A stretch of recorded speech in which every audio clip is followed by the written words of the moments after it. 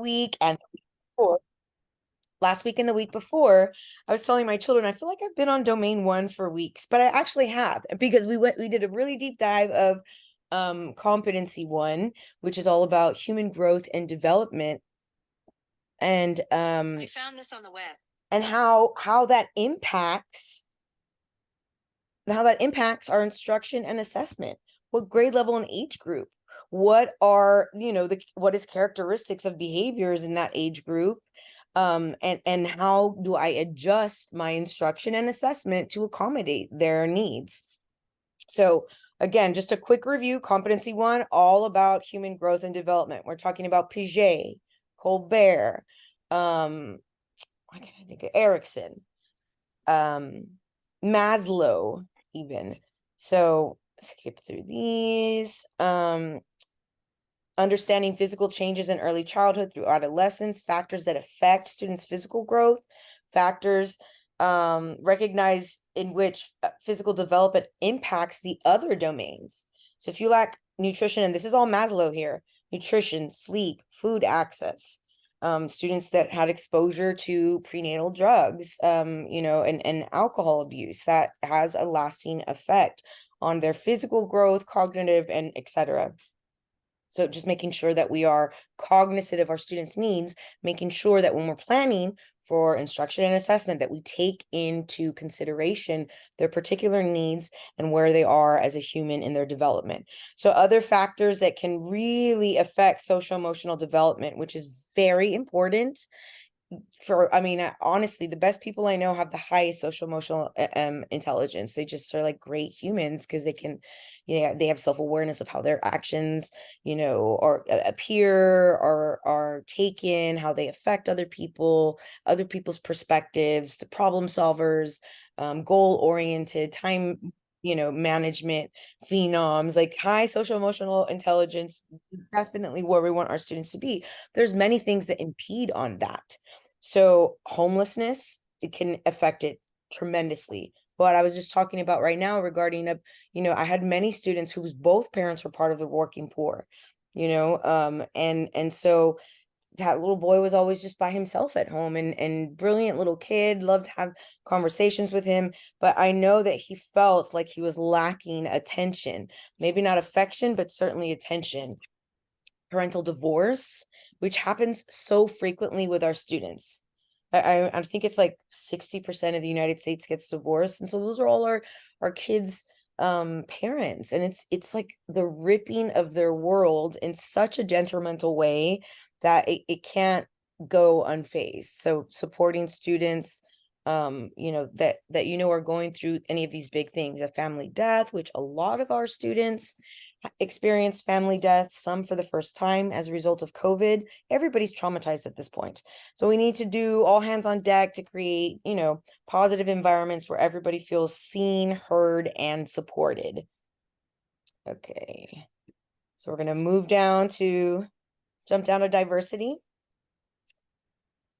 Actually, before we go to diversity,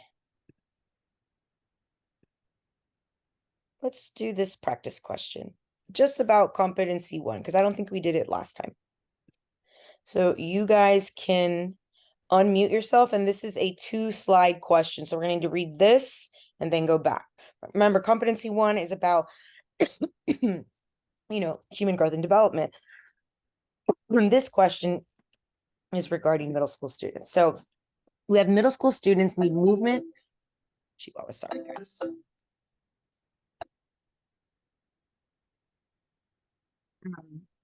Middle school students need movement throughout their learning day. Teachers should know the rationale for appropriate middle level education and how middle level schools are structured to address the characteristics and the needs of young adolescents. They need movement.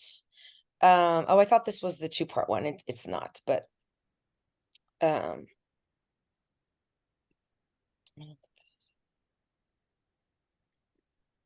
oh yes, we did this one last time, and it's a good one for us to review.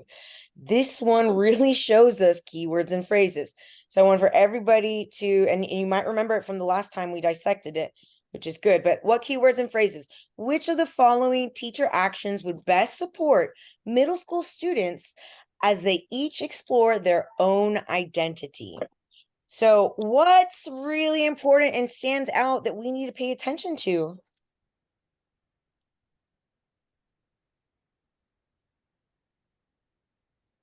Best support.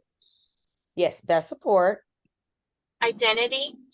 Identity, for sure.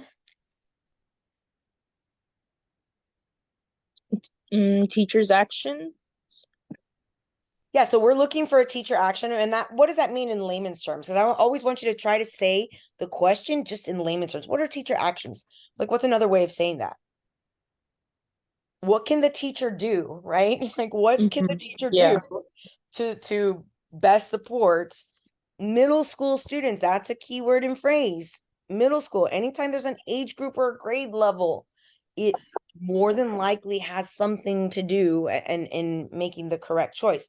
Are there any keywords and phrases that are missing that you think we should take into consideration?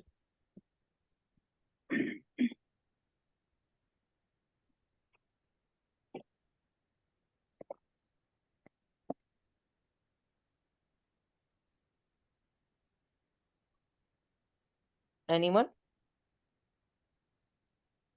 Teacher actions. Yes, teacher actions, which means what should the teacher do, right? So what about the students exploring their own identity? thank you, Miss Ennis. That was what I was looking for. This is really important with this particular question. It makes the difference between the best answer and the okay answer. Explore their own.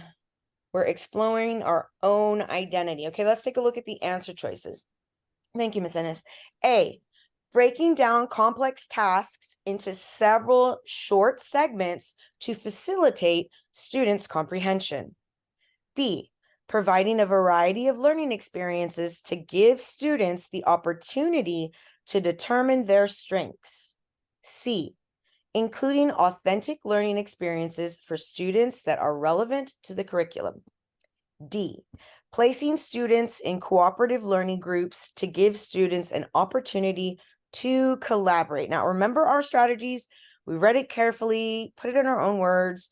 The goal is for these middle school students to explore their own identity. That's what the teacher wants to be able to do. We want to know how she can do this best. What can we eliminate?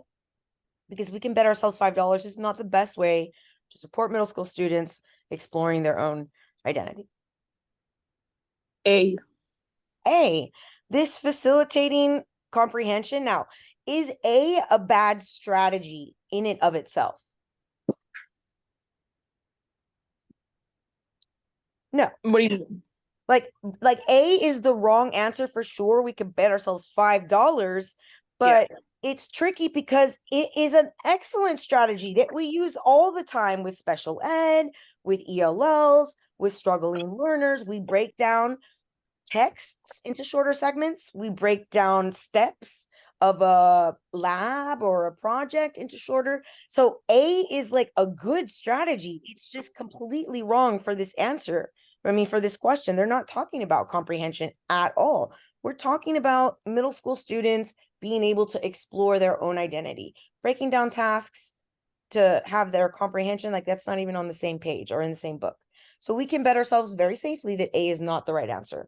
What about B, C, and D? What else can we do with these? Are there any more that we can sort of get rid of? Because we know they're not, copacetic with our keywords and phrases. They don't jive with our keywords and phrases. I think letter D. D. And why can we say with such certainty, betting ourselves $10 that D is not the right answer? Because you can. What words in D make it wrong? The groups. Yes, the cooperative. What was one of the main things that we identified? It's their own, which means it's a solitary assignment, exploring their own identities, not in groups collaborating together. D, we can bet, is not the right answer because it doesn't attend to the idea that the student is doing this about their own identity. So we're left with B and C. Which one of these best supports the teacher allowing the student to explore their own identity in middle school. B. B. Absolutely B. So this C is wrong. They're not even talking about authentic learning experiences and the curriculum, like that. We're not talking about it at all. So B is the best answer, providing a variety, which means a diverse like list of activities and learning experiences in order to give students opportunities to discover stuff about themselves, to learn about like, oh, I'm really good at this, or man, I need to work on that. Learning, exploring their own identity through new learning experiences, a variety of different types of learning experiences, different types of assessments, activities, all that stuff. Excellent for middle school students to begin to build their understanding of self. So great job, guys. B was the correct answer. I'm not sure I understand. Sorry, my watch talks to me all the time unless I ask it a question. Like it's supposed to, I'm supposed to be able to like be, hey Siri, blah, blah, blah. And she just won't look, my computer just did it. Sorry. All right. Diversity. This is where we were in already, the deepest dive. And it's so important because providing those scaffolds and implementation of, you know, the supports as you're doing instruction, it's so very important for student success, which is the goal that we have. So diversity, understanding how like, and that's not to say like, let's say you have a classroom and there's 5 different cultures. You don't have to try to like talk about the different cultures and all this stuff. What you do have to be mindful when you're teaching vocabulary to try to find ways or things that it might be in their prior knowledge to sort of connect that you know, prior knowledge to whatever new you're teaching them. But first and foremost, getting to know your students, understanding how they're diverse, thinking about how the ways in which they're diverse are going to affect your planning. You're planning for learning experiences and you're planning for design and assessments. And that you are responsive to their differences, providing those supports so that all students have a pathway to success. So I'm going to sort of go through here these because we did these last time. Really important. Expect the students to be different, and we love that they're different. Diversity makes, you know, life thrive. So find ways to identify, you know, their skills, to find ways to bolster them and look for potential that they don't see that they have, and then find ways to use the skills that they have to support and strengthen their weaknesses. The differences by age, which we sort of covered in the human growth and development, Piaget, Erikson, Colbert, Maslow. Very important that for struggling learners, and I said this last time, but if I went into a very specialized science class and they were like in the middle of the semester and I just jump in and the teacher doesn't create background knowledge, give organizers, pre-teach academic vocabulary that I'm not used to because he just assumes that I am because I'm in the class, I'm going to struggle. And I consider myself a nerd. I would still struggle. I would have no point of reference. Now, could I rectify the ship by like having to look up academic words, background building myself? Yes, because I'm a self-directed learner. But for the purposes of our students, they can't do that. And they're little. And I sort of feel like even college students shouldn't have to do that. So please make sure that you do as much as possible before, during, and after to make sure that the students you know, have all of the supports and that we've given them the best chance of comprehension in the lesson, right? Activating and creating background knowledge. I always use the analogy of a movie because if a movie trailer gives you a little bit of information, you know, the main characters, you know, kind of like what the plot, you can tell who the bad guy is, you know, the scenery. So you have a point of reference. I can tell you a little bit of what it's about, but I haven't seen it yet. A good, your creation of a good background, you know, exercise, a background guide to your lesson that has visuals, that has audio, that has, vocabulary, pre-teaching of vocabulary, whether it be academic or social, whatever you recognize would be difficult for your students to comprehend, then you would, pre-teach those things, go over them before, prepare them for the lesson, and then they're able to tread the water so well, not burdened by all this unknown words, unknown about the concept. I have no idea, no point of reference. It's just sort of like walking in the dark blindly. We don't want to do that. We sort of want to light the way, and it gets more bright as the lesson goes on. Breaking down apart your lesson, like having like little pit stops throughout the lesson. Okay, like I'm going to stop at the end of these 2 paragraphs to check for understanding for my special ed, my ELLs, my struggling learners. If I ask this question and we do a think, pair, share, and I get some wrong answers, then I know that that's a red flag and that I have to rectify it so that it doesn't become frustrating for those that are, struggling. Provide meaningful remediation. And that really takes you being a responsive instructor and seeing right then and there, they're struggling, they need remediation, and having that take place before they leave. Frequently vary your instructional technique. Do not do the same thing over and over again. Utilizing the student's interests, needs, and experience can only enhance your effectiveness. It enhances their engagement because they're interested. If you're attending to their needs, they feel like important. If you're connecting it to their experience, they understand better and sort of illustrate in their brain more. Doing this makes you more effective as a teacher, utilizing what you know about them to plan, and not just for their interests, but their needs, experience, and etc.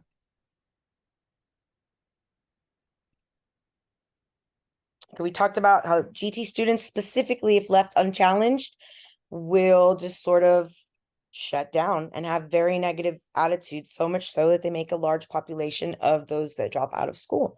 It's not that they can't do it. They're like, this is taking too long and it's going too slow and I already know how to do it and I'm wasting my time. Their brains just are literally wired in a different way and they have to see like a connection. Why should I learn this? Is it useful for me in the real world? Their brain doesn't want to learn it otherwise. So giving them hands-on, cross-curricular, where they can see connections and bigger pictures and how things work, creative projects, project-based learning, and always tying in how what we're learning matters outside, how we can connect it to reality in the real world. Making sure that we're also building those, what they consider soft skills, because social emotional skills are so very important, foundational for you to be able to achieve those other things. Having self-esteem, confidence, being able to time manage, self-direct, have agency, which means take action and say, you know what, Miss Sauceda, I know you put me in the back of the class in the seating arrangement, but I really need to sit in the front to pay attention.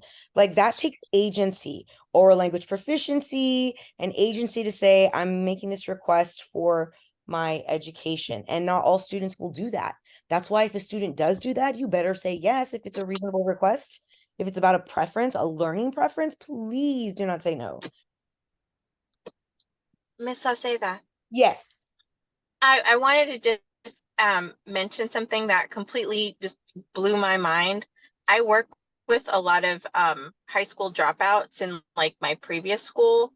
And when you said the connection between that and the gifted and talented, I was like, oh my gosh, that changed my perception of Right. so many things. Right. And it makes so much sense, but I never would have put those 2 things together. That Right. is, wow. Thank you so much for that.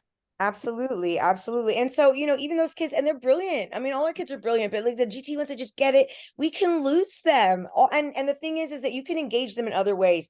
One of the ways is like, partnering, utilizing your students like as a tool. They're all resources to each other and have something to bring to the table. That careful configuration of groupings and pairings, so that the GT student, once they're done with their work, can help the struggling learner, and that extension of teaching and talking about it and that stuff solidifies it, and it's a little less of a wasted task for them. There's purpose.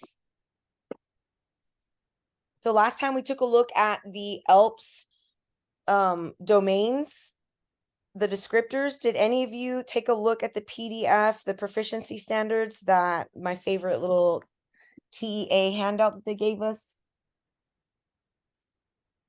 Because in that, I'm just going to jump out of here really quickly so I can bring that up and we can just, no, I don't know what, I'm not trying to. Okay. So let's go here and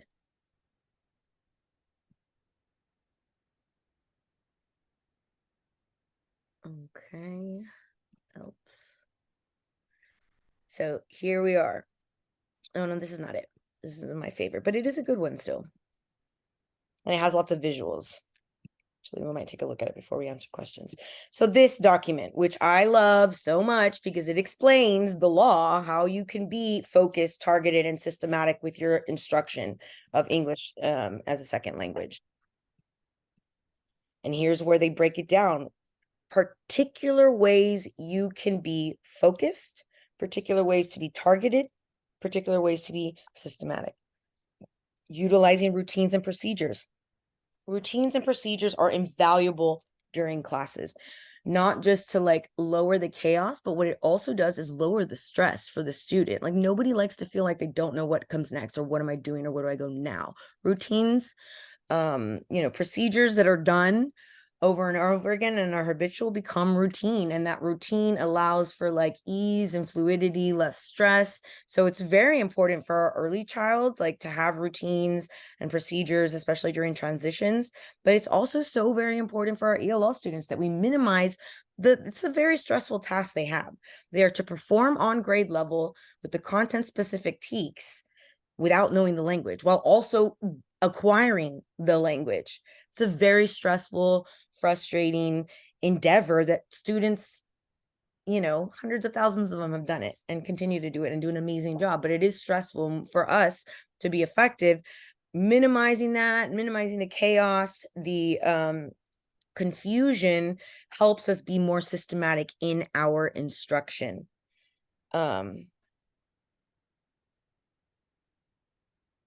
Recognize second language acquisition as methodical progression of skills from simple to complex. And we know that. We know that you're not going to go from, being a beginner speaker to advanced high. There's several different steps, like baby steps. And the thing is that everybody behaves in the same way. The beginners are going to rely on that native language. There's going to be a lot of like memorized, maybe like known print, recognizable print, or maybe copying of the prompt that's on the paper for beginners.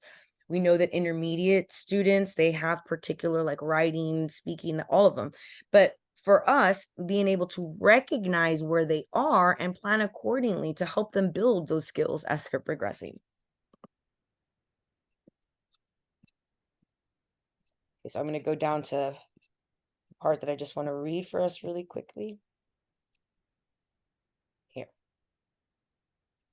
For beginners, for listening, you're going to have routines and classroom procedures. Cooperative large and small group work, independent instructional tasks with lots of supports, teacher supports that are here, hands-on and problem-solving activities. This is what we need to do for beginning students to help them become acclimated and gain access to the language. We would always be providing illustrations, photos of key concepts or vocabulary. We discussed a question, or we did a practice question last Wednesday regarding, I think it was a second grade teacher that was like trying to incorporate like diversity principles in her like learning centers. And one way would be, and they did say that she had English language learners, one way would be to provide illustrations and photos of key concepts or vocabulary within those learning centers. So they have the words and also a visual there, be a scaffold and a support linguistic. Model expected behavior or the final product. Always hold yourself to the highest of standards. That means you're not sarcastic and rude to kids, because guess what? They see you being sarcastic and rude to a kid, they're going to think, oh, I could be sarcastic and rude. Miss Sauceda did it. That just don't. Watch yourself. They're always watching us and looking for how do the humans around me behave. So, and also you never, and this is best practice for everyone, not just for ELLs. If I'm going to have a project, let's say at the beginning of the year, every year I do my interactive notebook, which I call a DJ. And it's this big project. We get to spend the whole first week getting to know each other. I'm assessing them in all these different ways, and they don't even know when we're putting this together. But I don't just like sort of describe it to them and give them a paper and say like, have at it. I have one. In fact, I have several, but over the years I've collected many, and I can show them around. I show them an actual, like, this is what it should look like. Do not allow them to sort of have to guess in their brain, what could she possibly want? What might it look like? And I know a lot of teachers are like, well, I don't want everyone's to look the same, or I want people to, but no, give them a model. You know, the students will, I promise you, will take it upon themselves to be extra creative. Not all of them, but many of them. But you don't want to, you know, let them go into a project or any sort of an assignment without a good model of what is expected and what we should be able to do at the end. Utilizing those nonverbal cues and gestures or physical movement, very important. One of like the theories is total physical response, TPR, and that's where you like are learning a language and you're using physical movement to, so if I were to say like sad and I'm talking in Spanish, I might say triste and then move my balled up fists by my eyes and like, you know, pretend I'm crying or something like that, or you know, corriendo, and we're running in place, or like running, and everyone's saying running, and they're running in place. That physical movement always, when you like mesh together audio, visual, and tactile, there's something that happens and it solidifies, you know, in the brain. Yes, ma'am.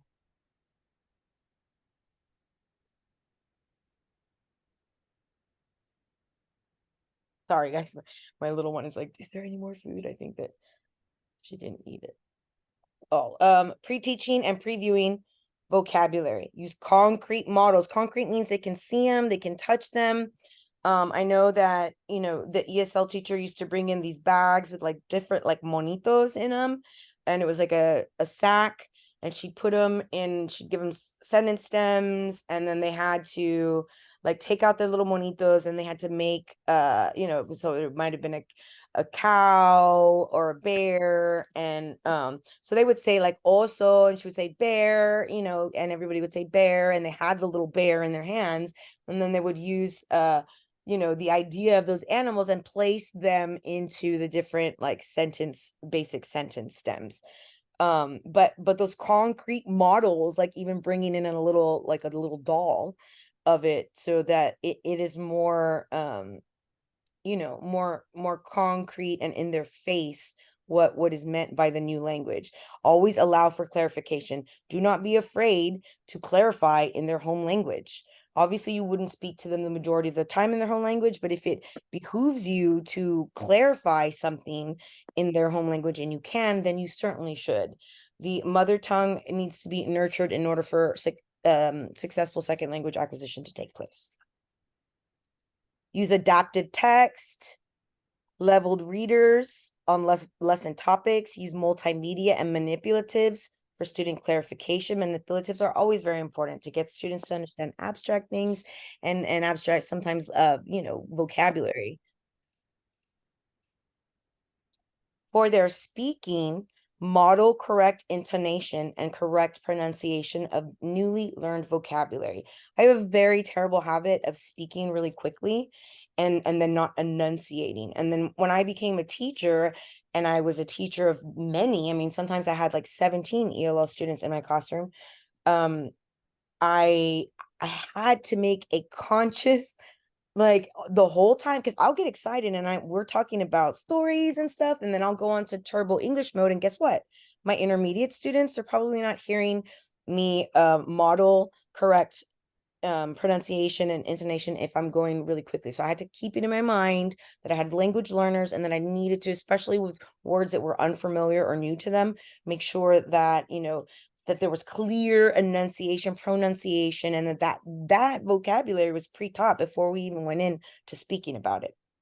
Focus on the content of the student's response rather than the participation. For beginners, you're wanting to see, can I understand a message that you're giving me? It doesn't have to be perfect English. We want to see them progressing in like the content of the discussion. Respect and understand that students have a silent period at this level. I had a student that almost went a whole 6 weeks, and when she finally started teaching, she skipped the beginner and went straight to intermediate. And I think that was her deal. She didn't want to, and she was still doing the work with scaffolds, you know. Obviously she wasn't having to do the same thing, but a different version to see if she understood things, and she was listening. Her listening skills, I mean, she didn't talk, but her listening skills were there, and she was doing work. So once she did break her silent period, which it's different for everyone, and you never disrespect it, it would be traumatic. Like, I mean, it's traumatic to go to a new school to begin with, and then in a new country with a new language, in a new culture. I can't imagine.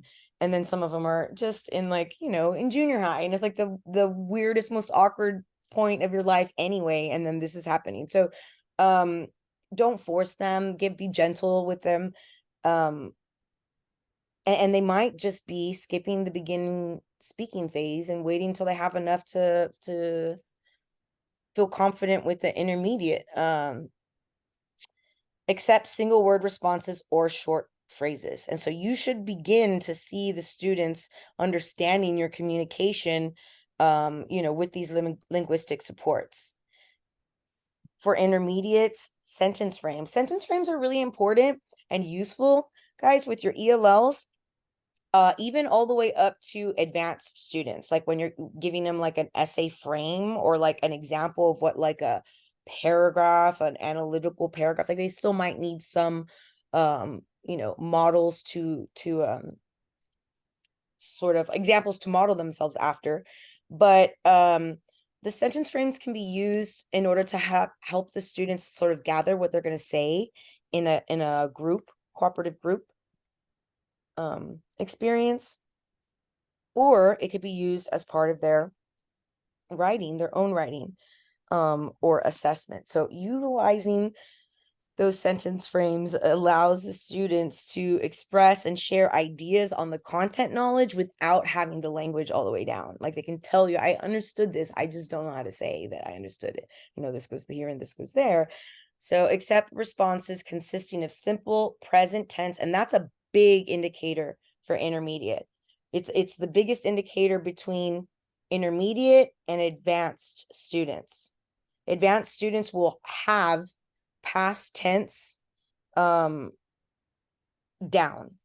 Intermediates will get it wrong every time. It's on the rubric on how we assess them on where they are at the end of the year via Telpas.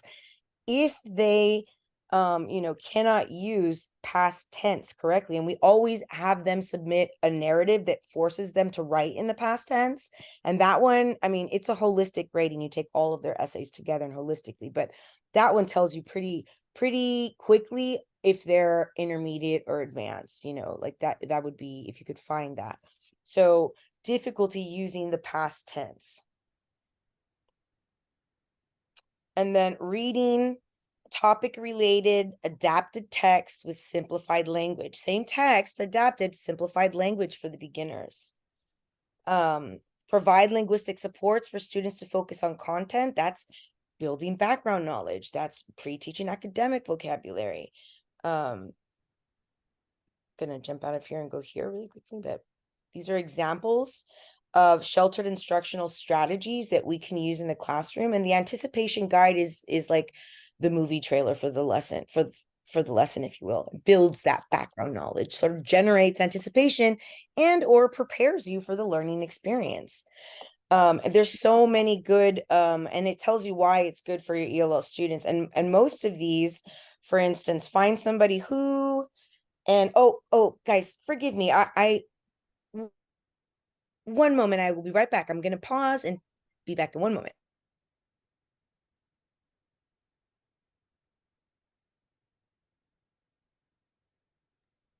Never mind, I lost the call.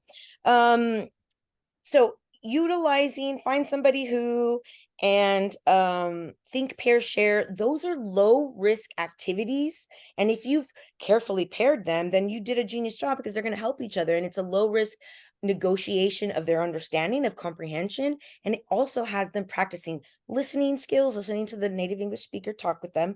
And also their speaking, listening and speaking skills in a low risk environment, and they're always going to be more sort of ready and able to sort of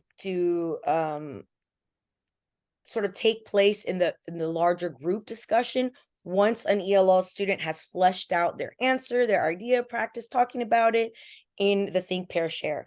I noticed that, I think, like 4 years into teaching, and if I just asked a question, like just a whole class question during a reading, even during one of my times where I my pit stops during a reading where I'm going to check for understanding, not wait too long so that, so much goes uncomprehended and then now nobody knows anything. So these little pit stops along the way, and then little pit stops along the way. I forgot where I was going with this. Oh, yes. I found that if I stopped and asked a whole group question, I wasn't going to have any ELO students that wanted to respond, like hardly any. But if I put the question on the board, or if it was like projected, or they had it there with them already and they answered it on their paper, and then I said, okay, guys, think, pair, share with your partner. They think, pair, share for like 3 minutes, talk to each other about it, and then I went to whole group. I had like everyone risen. Everybody felt confident that they knew what they were going to talk about, that they know what they're talking about. And that's what I want them to feel. And I want everybody to participate in, for my ELO students to feel comfortable speaking in those whole group discussions, and they need practice doing it. And so think, pair, share is a great little crutch practice. So definitely look through these documents when you get a chance. Let's go back to our questions and get into the nitty gritty.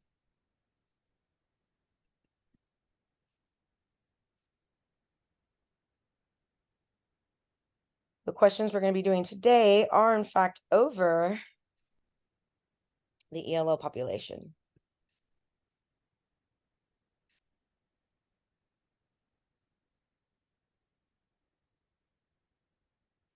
We did that one.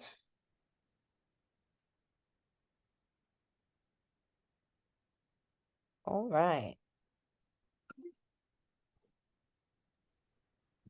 Okay. You guys can take yourselves off of the mute, so then you can tell me the keywords and phrases. So Mr. Brooks, a middle school English teacher, notices that his intermediate ELL students' writing consists of familiar and repetitious ideas. To best help his students acquire more writing proficiency, Mr. Brooks should, okay, what is keyword and phrase here that we need? Keywords and phrases or phrases. Intermediate LL students. Yeah. ELL students. Thank you. Intermediate. So we already know that they need a lot of support. Beginners and intermediates need that, like, tons of support. The writing Also, assignment What is about familiar and repetitious.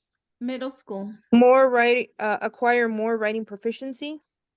Yes, that's important, because how many different areas of proficiency is there in language? Listening, speaking, writing?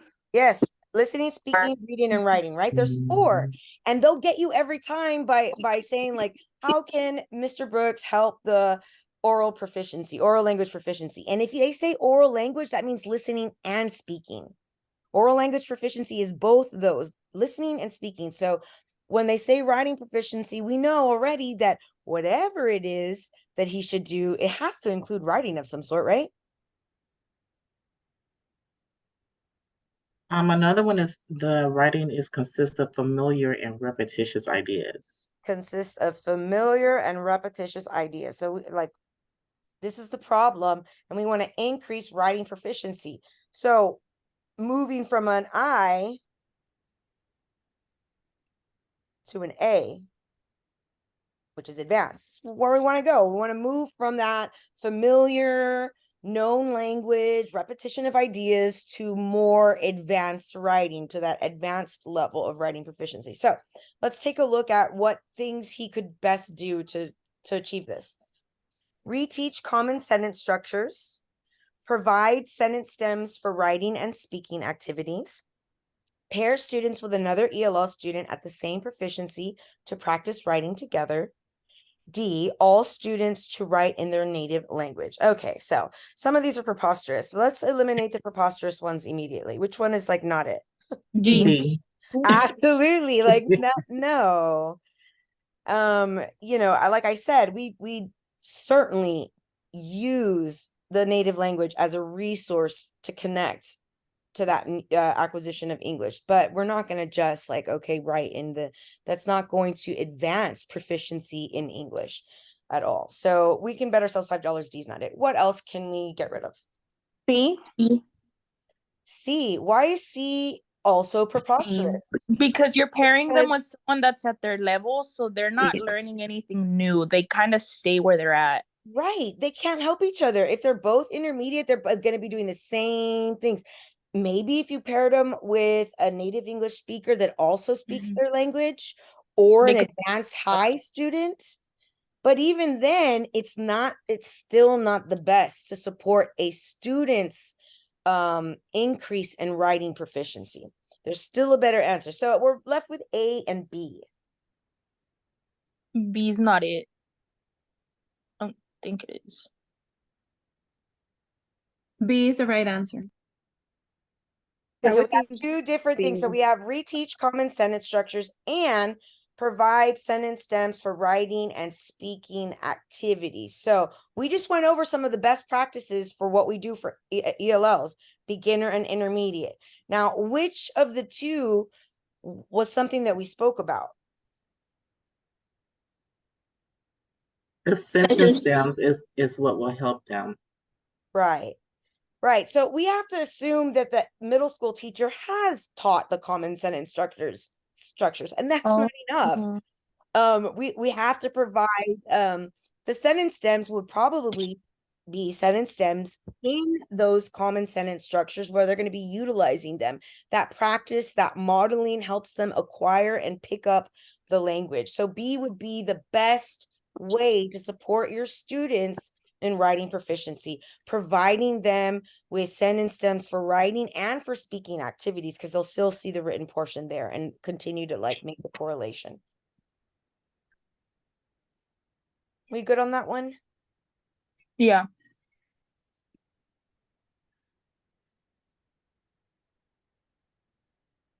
All right. A middle school English language learner who is writing at the beginner level of English language proficiency is most likely to demonstrate writing that includes, okay, so most likely means they might have given us more than one, but one is more likely than the other. So we have a middle school. What other keywords and phrases? Beginner level of English. Beginner. level. We want to look at characteristics of what? Writing. Mhm. For beginner. Let's take a look at the list. A, list of memorized words. B, use of native language. C, repetition of ideas. D, drawings. What can we eliminate? Because you have D. Drawing. D. Have you ever heard like of the drawings in any of the Being part, no. no, that's not a thing that is indicative of beginner writing. I mean, so yeah, we could safely say that one is out. What else can we eliminate and why? A. B. The C.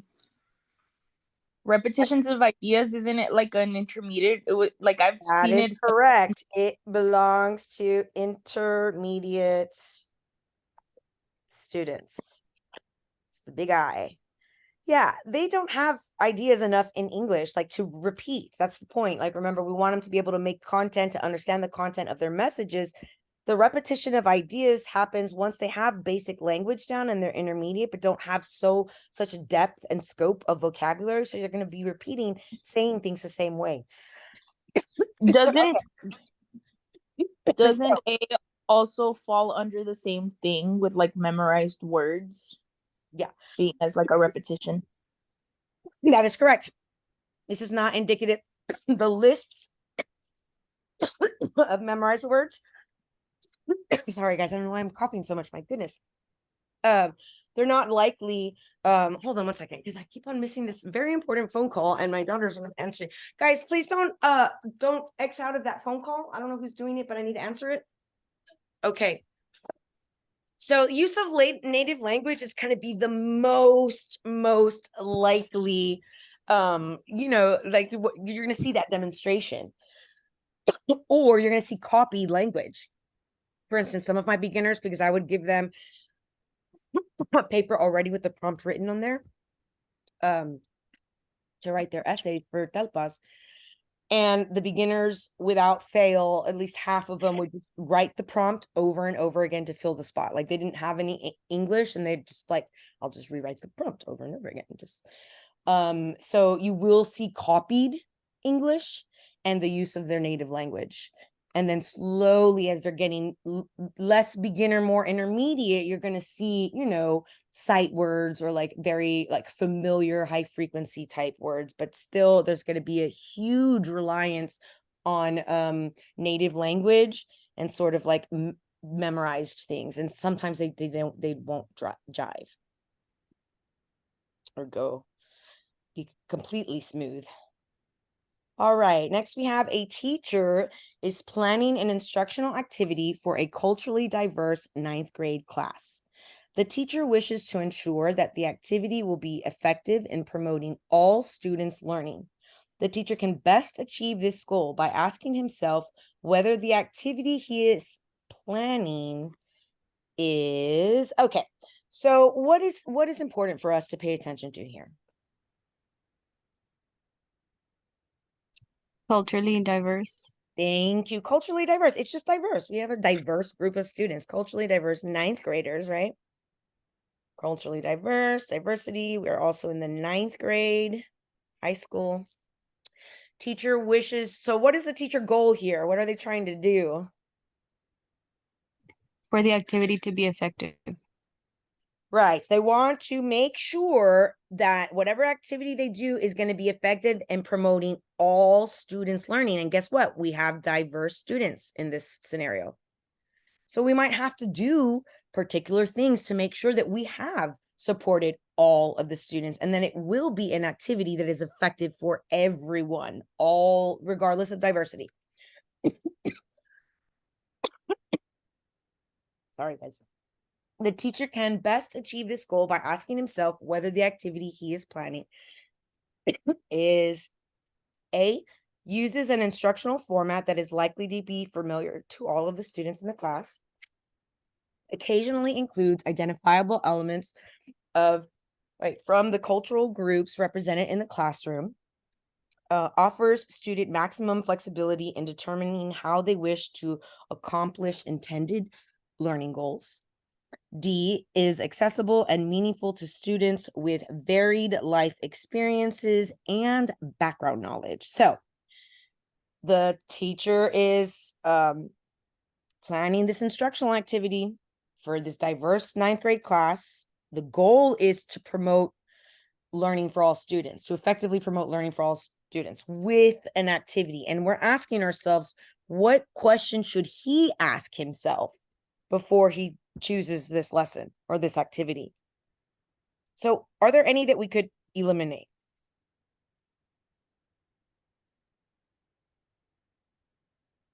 What can you bet yourself $5 would not be the best way to promote learning for all students? I think letter B, occasionally it's kind of like, I don't think it's a good word.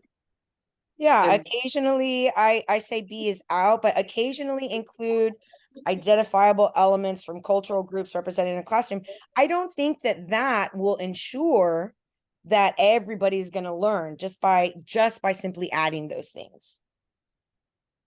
I think letter C is also not it. Letter C, offers students maximum flexibility in determining how they wish to accomplish intended learning goals. This is like a no. Maximum flexibility. That's like, I mean, they could be like, well, you know what? I don't have to do no assignment to show you that I learned my goals. But that's just you want to give them some flexibility, but not maximum flexibility. Like you choose the way in which they're going to be measured. Like we have an instructional goal, the academic goal for our lesson. Then I'm going to, because I'm so kind and want to give you choice and have you practice agency, going to provide 3 different assessments to show me what you know, or ways in which to show me what you know. But I'm not just going to say like, find out, I mean, whatever you want to do to show me what you know, like that's no. C is out. So we have uses an instructional format that is likely to be familiar to all of the students in the class, or ask himself, is this assignment accessible and meaningful to students with varied life experiences and background knowledge? Which one of these is the best question for him to ask when he's considering? I think D. D. Absolutely, guys. Hello, there's not one instructional format that everybody's going to be familiar and like used to. Like that literally never happens. So first of all, A is not likely, and in any event, it's the wrong answer because it doesn't do enough to attend to the culturally diverse. Just thinking about, is it as accessible? Are they going to get it? Is it meaningful based on their experiences and their background knowledge? So certainly D is the best answer to make sure that you're going to be promoting learning for everyone, that everyone's going to be able to access and understand the activity and the knowledge that is meant to be learned during the activity. All right. We have a 5th grade math teacher is noticing that 2 of his special education students with learning disabilities are following along well during direct instruction and guided practice, but have difficulty during independent practice and homework activities. What should be the teacher's first step in helping the student comprehend assignments and activities? Okay, let's go back and analyze this for what we need to pay attention to and see, you know, what's the goal here? What's the gist? What's important? 5th grade. 5th grade. She's dealing with the special education students with learning disabilities. Yeah, so special ed, but it's specifically we have students with learning disabilities. Those are reading and math. And they tell us in the scenario that during They do direct well. instruction and guided practice, that's I do, we do, they're fine. They do well in the I do, we do section. It is the you do section where they do it by themselves independently and at home that they struggle. So what else is important for us to identify?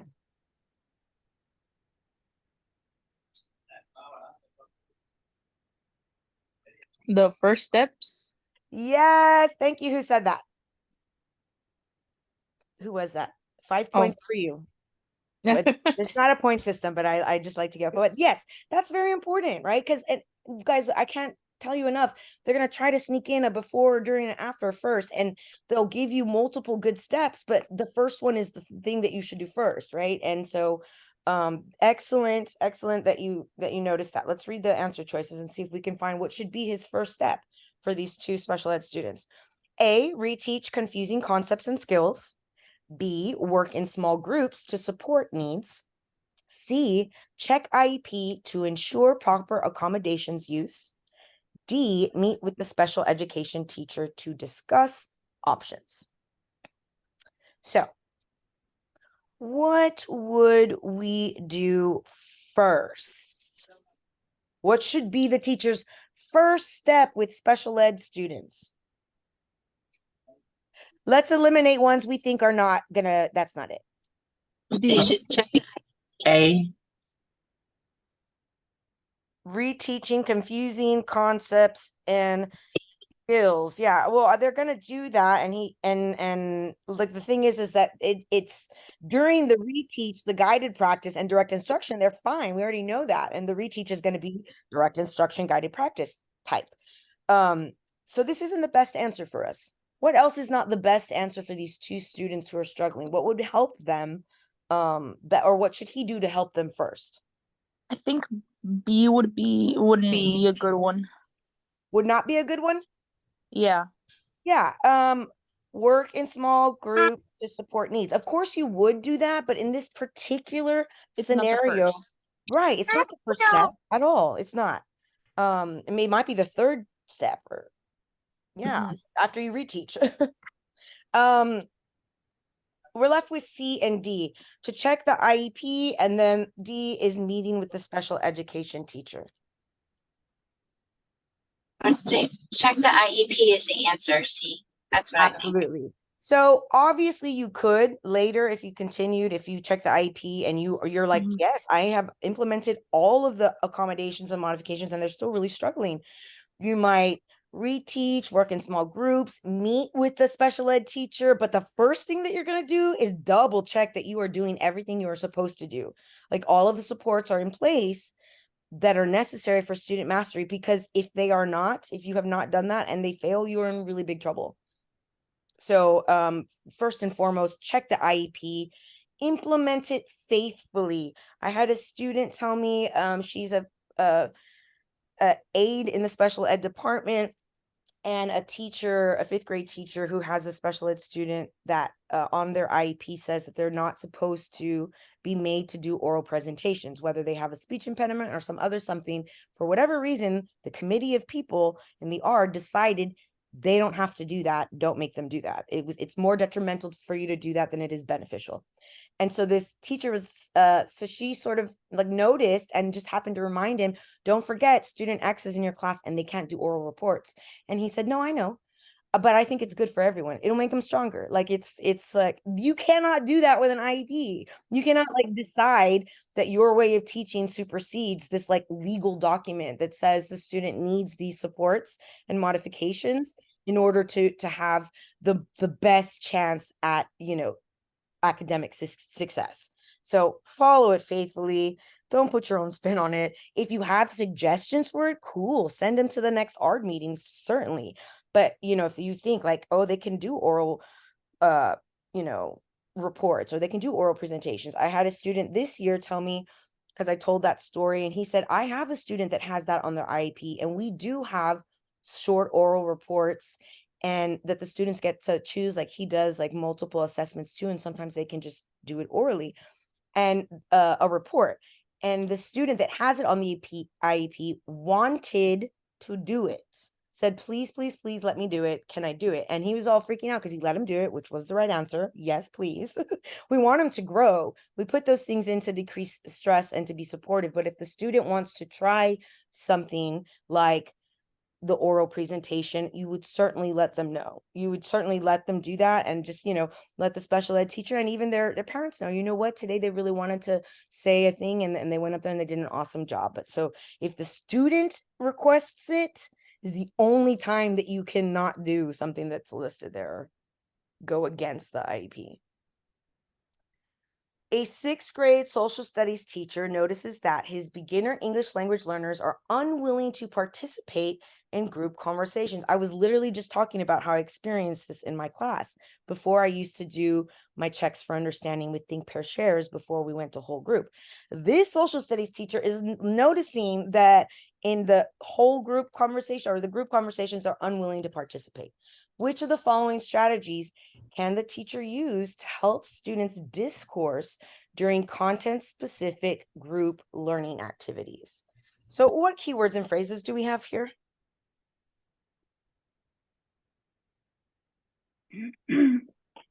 Sixth grade. Yes, ma'am, sixth grade. No, she's not saying the beginner English language learners. Beginner, his beginner ELLs. Like, yeah, I even missed that. His beginner ELLs, not trying to, and they're unwilling to participate. Which of the following strategies can the teacher use to help discourse? And what is discourse? What is students' discourse? I'm highlighting it because it's like fancy, pedagogy specific vernacular. Discourse just means conversation. So the students' conversation during content specific learning activities. We want to help them support their discourse. So let's take a look. Provide students with extra homework to prepare them for class discussions. Pair beginner students with an intermediate ELL student for all classroom activities. Provide beginner students with content-specific sentence stems to use for group discussions. D, allow beginner students to draw pictures to convey an idea to group discussions. Okay.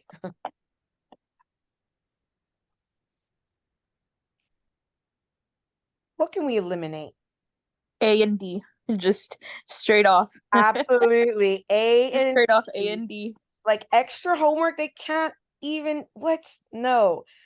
This would cause frustration and really get your students to hate school and hate the idea of learning English. You don't want to make it a stressful, uncomfortable situation. You want it to be fun. The time I learned English, we moved around and we looked at pictures and we talked a lot. Certainly not inundating them with extra homework because they're struggling.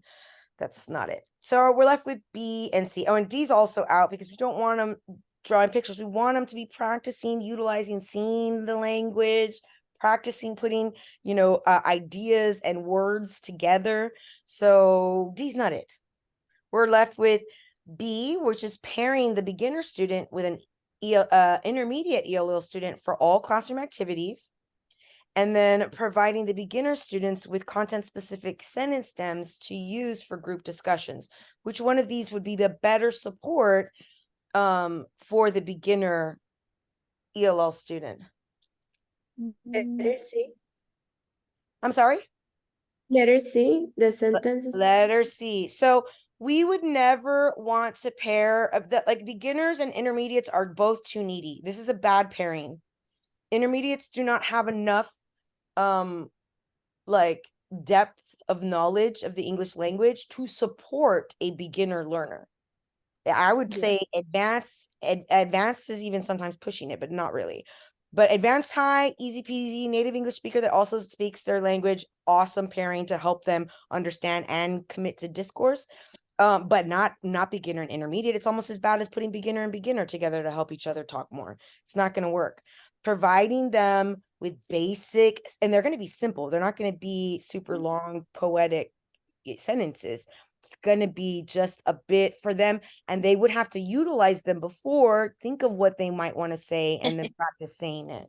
So, yeah, C is the best answer. You guys are so great. Which of the following is the most important rationale for providing an extensive selection of curricular and extracurricular offerings in a middle school? So, a little bit off ELL topic, but what is important for us here?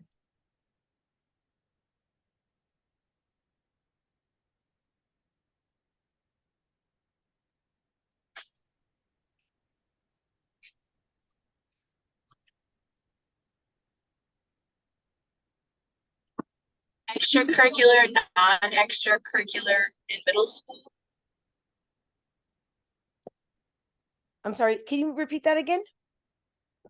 Sure, extracurricular and non-extracurricular, and then within middle school. So you're talking about things like that are outside of direct classroom instruction. Right. So curricular and extracurricular, and it says an extensive selection. What is extensive in layman's terms? Having many choices. Many, a lot, manifold, myriad, millions, lots, extensive selection of different academic, curricular, and extracurricular offerings. We want to know, and when they say most important, you have to kind of just think they might have given you more than one important rationale, but one is most important based on what they've told us.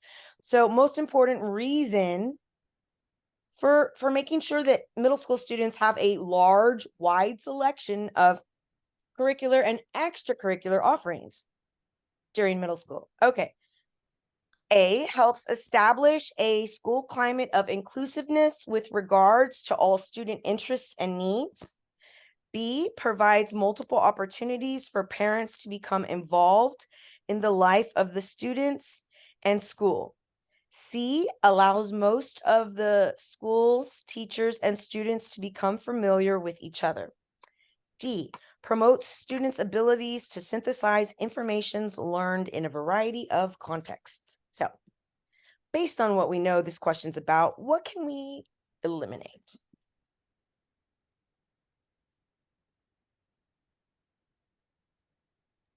D. I'm sorry. Yes, that's absolutely right. D is out completely. They're not going to be synthesizing what they learned in science and math while they're like playing in an extracurricular offering. That's not the goal. That's not the important reason why we are doing that. So we can safely eliminate D. I think letter C also. Right. See, might this happen that the teachers become more familiar? Yes, but that's not the main reason we provide this, selection for the students. So C is out too. We're left with A and B. B, because it's not about parents, it's about students. Absolutely. This is like the school climate of inclusiveness. Like we have a club for you. There's something for you. And they're able to test out different clubs and find what their interests, their needs, and their skills are. So A is the best response. Excellent job, guys. Okay, can I have someone read this one out loud for me, please? I'll be right back. Who wants to be the one to read? Miss Ennis, will you read this one for us? Are you there? Yes, I was about to volunteer. Yeah, you're so great, Miss Ennis. Okay, so a second grade classroom includes Javier, a student with severe visual impairment. When doing instructional planning for the class, it is most important for the teacher to ensure that A, alternative activities are available to Javier for class periods during which he may prefer to work independently. B, activities are organized in ways that allow Javier to participate with peers as fully as possible. C, activities implemented in the class use a limited number of relatively simple formats. Or D, activities de-emphasize the visual mode and mainly focus on non-visual modes, which is auditory, tactile, or kinesthetics.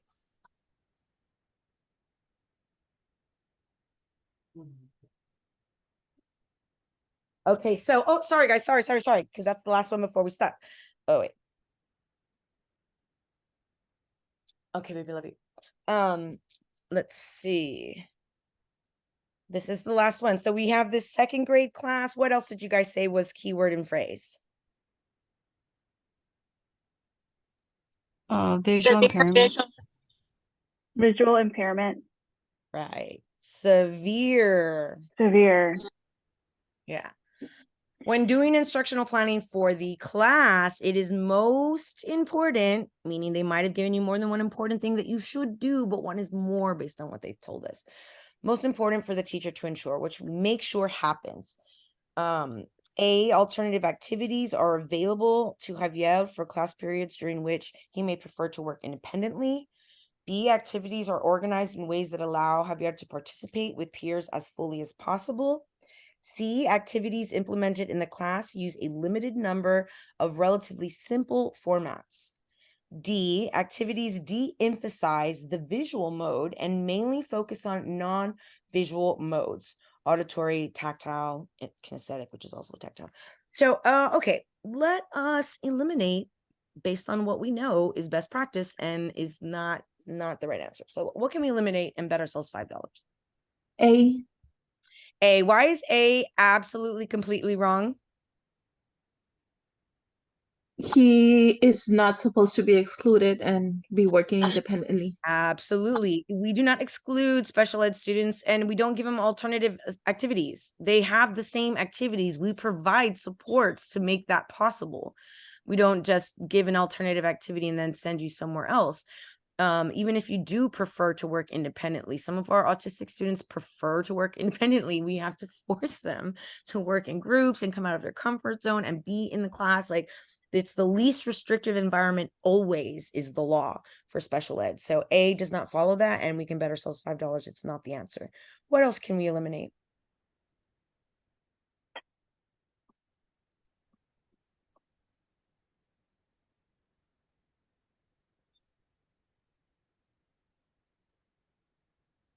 C. C. Excellent. C is for sure not the right answer. And why did you say C? You're correct. Because I think that by implementing just like simple formats. Like they want to change like so much for just the visual impairment. Right. And look at this limited number. Are we supposed to use a limited number of formats for our lessons? No. No, we're supposed to use various variety Mhm. and simple formats. Like this is not it.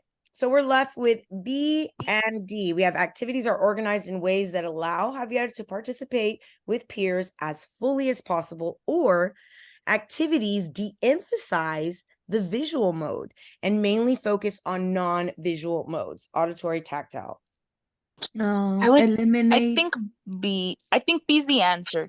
Yes. Absolutely. Why can we eliminate with certainty D? What's our three learning ways of learning, our learners? We have visual learners, auditory learners, and kinesthetic learners. And so we're gonna take away the visual Eliminate. mode for all of our second grade class of visual learners. Yeah. This would be No. detrimental to our ELL students, to our special ed, to native English speakers. No, we would not do that. What we would do instead was make sure the activities that we do plan allow for him as much as possible to participate as fully as possible, not in an alternative activity, but in the planned activity that everybody else gets to do. So B is the correct answer. Miss Stephanie? Yes. Hi. So for B, it is the correct answer, but on the exam, they will have the selection, but they'll have like examples of the activities. Can you share with us what some of the examples that they would have? Okay, so I guess I don't understand your question. Like an example of an activity that's Mm-hmm. organized in a way that allows him, well, if he is like severely visually impaired, we would make sure that like his group was out of the way of like any what is it called when things are in your way, like just his area was a safe, that's like first and foremost. But then also we found ways to incorporate him and utilize like tactile things, manipulative things in the classroom where he would get to do these things and they didn't require his sight, because his contribution would be otherwise. I'm trying to think of a better example. So like will the tools be like what is it? Speech to text? To Absolutely. where if he Absolutely. spoke One of the and tools could then be speech to text for sure. okay. For him. And I'm trying to think of what else. Yeah, speech to text, and then those, any, like for instance, if this was English language arts and reading class, I would certainly have something that read to him if there was not Braille. And you'll be surprised how many campuses really don't have a lot of Braille stuff in there. They just really don't, even if they have a student that reads Braille. So, Yeah, but the reason why I was asking is because I had a student that is visually impaired, and that's exactly what happened. They were trying to have her to use a keyboard that I think they like handmade it. Like apparently the special education department did not get her Braille to be able to participate. wow. So I thought that was a little weird, but you're absolutely right. The schools don't really have much for those particular students. They don't. They really don't. And so those apps are invaluable. The ones that read text to them, the ones that change the text, their talk to text, for them to be able to participate. And that also, if you have like, because obviously, for instance, it's best practice in middle school and even in elementary, you want the kids to move. They get the EBGBs and they want to like, their ants in their pants, and movement allows them to their cognition to continue running. And so just making sure that like all of the activities that you planned that had movement, that there would be like something in place, like he would, not be too taken out and would still be able to participate. And so obviously those would have to rely heavily on auditory and sort of tactile and technology type supports to make sure that he's included in all of those activities. I know that they ask one on the I think it's PE, the new PE test, but it's a pedagogy question, and it's about a special ed student, and they're playing that parachute game or that activity. and the student has something physically wrong and cannot extend arms fully like the way that it needs to do it. And so it asks you, in order, what should the teacher do in order to be able to like make Robert, you know, participate? And it gave all like, have him sit off to the side and watch. That's totally wrong.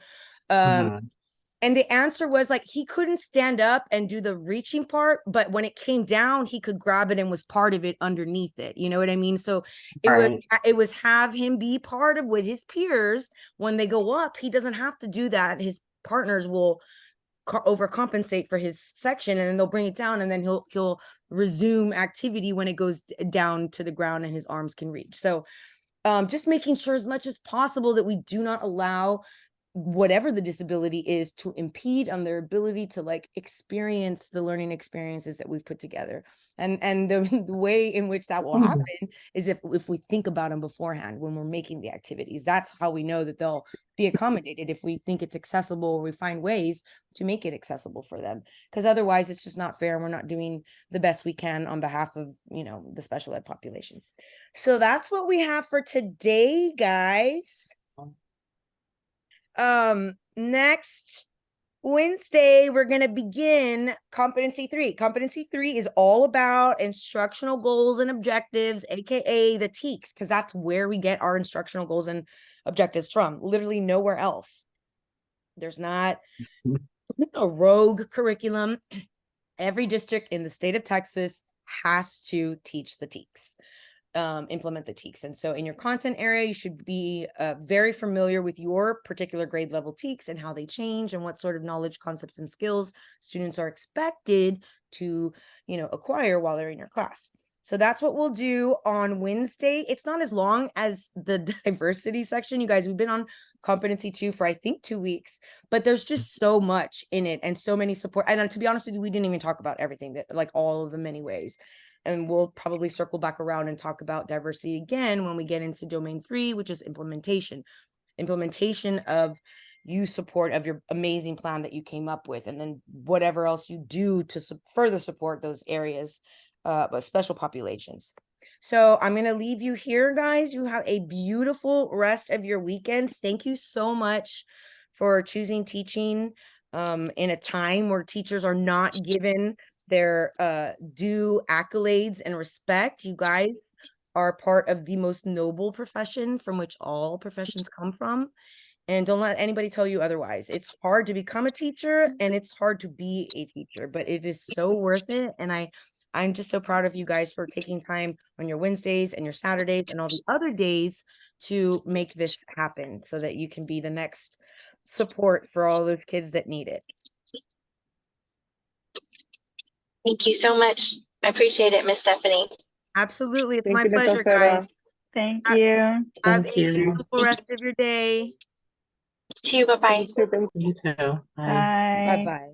Miss Stephanie, I just started attending classes. I started on Wednesday, and I was wondering if I could maybe watch the recording of the previous classes, or Oh, absolutely. They're available for you on YouTube. I'll make sure to send that to you, Miriam. All of the, let me bring it up for you right now so you can just see it really quickly. And then, so YouTube. And when I post them, I haven't done Wednesdays. I'm going to do it right now, and I'll do today's as well. But the new videos, guys, they always show up at the bottom of the playlist. So y'all know that we're circling back around. We did domains 1 and 3. We did domain 2 at some point. So now we're in domain 1. I'm going to add another video and then today's video there. So and we'll be going through all of them. Like once we're done with domain 1, we'll do domain 2, and then again we'll do domain 3. And I'll find some new examples and new things for us to touch base on. So every time we review on those, that we get a little bit more you know, foundation or solid comprehension. So I will certainly send that to you, Miriam. And Myra, on Monday, you should be getting your access. okay, all right. Access for 240. 240 tutoring? 240 tutoring, yes. Okay, all right, thank you. Miss Stephanie, hi, ma'am. This is Zeke. Hi. Hi, Stephanie. I sent you an email in regards to the commenting on the videos on the YouTube videos and stuff. Yes, sir. I'm able to like on the videos, but I can't comment for some reason. There's like an error I'm trying to comment on all your videos, but no me Don't deja. worry about it. That's more, it's more for me because it's like a strategy of metacognition. If your brain has to think about what you understood and comprehended, what was most important or what was new or like resonated, and you have to type it or write it out, it gets internalized. So that's I would just write it down on a piece of paper. You don't even have to show it to me, but that's just for your own, like, muscle building of the brain. Oh, okay. Okay.